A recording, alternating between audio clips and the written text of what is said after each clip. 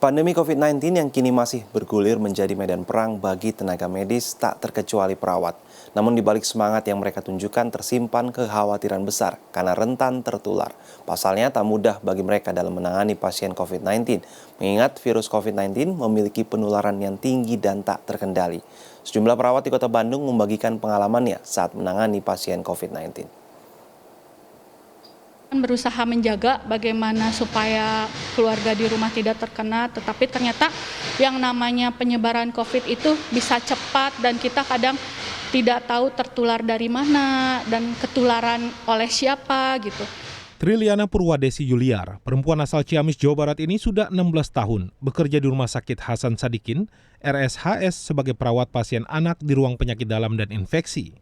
Bagi Triliana yang biasa disapa Ulil, merawat pasien anak butuh tindakan khusus agar anak tidak merasa takut. Ulil sendiri sempat merasa takut saat virus corona mulai masuk ke Indonesia. Ia menyadari profesinya rentan terpapar virus corona. Protokol kesehatan ketat telah dijalankan baik di tempat kerja atau sebelum kembali ke rumah. Namun pada November 2020, ia dinyatakan positif COVID-19. Tak berselang lama, sang ibu juga harus dirawat karena COVID-19, hingga akhirnya meninggal dunia. Saat itu saya kebetulan kena COVID, kemudian orang tua juga, ibu terutama itu kena COVID sampai dirawat dan ibu sampai meninggal gitu loh. Dan bukan hanya keluarga di rumah, tapi teman-teman juga yang di ruangan pun sampai beberapa kena COVID gitu. Nah, itu buat saya pribadi itu mungkin kalau diingat lagi gitu, mungkin sedih ada, sakit hati ada gitu ya. Maksudnya sakit hatinya karena saya merasa menularkan sama orang yang tidak ada kaitannya dengan rumah sakit dan pasien gitu. Tertularnya dari diri sendiri sampai meninggal gitu tuh. Perasaan bersalah itu ada sampai sekarang mungkin walaupun sudah berbulan-bulan. Hal serupa juga dialami perawat lainnya, Hafsah. Hafsah yang bekerja di tempat yang sama dengan Ulil tak menyangka jika sejak Maret 2020 harus merawat pasien COVID-19 ring 1. Sebelumnya, ibu satu anak ini merawat pasien bedah. Hafsah mengaku, sejak ditugaskan merawat pasien COVID-19, ia harus rela kehilangan waktu libur dibanding sebelum pandemi. Setiap hari, ia dihadapkan dengan pasien COVID-19 yang meninggal dunia. Yang paling menyedihkan adalah saat dia dan keluarganya harus dirawat karena terpapar virus corona pada November 2020.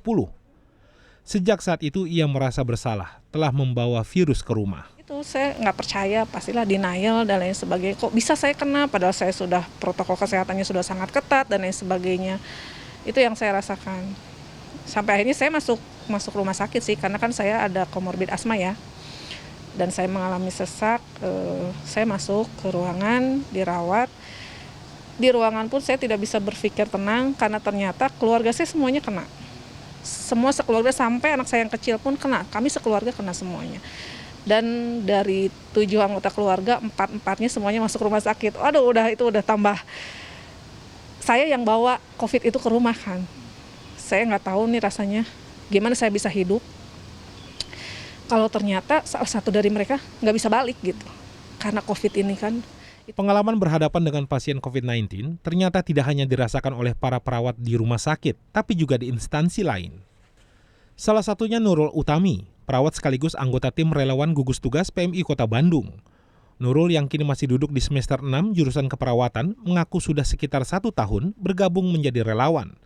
Selama itu pula perempuan 21 tahun ini mengaku banyak menangani korban kecelakaan hingga mengevakuasi pasien COVID-19.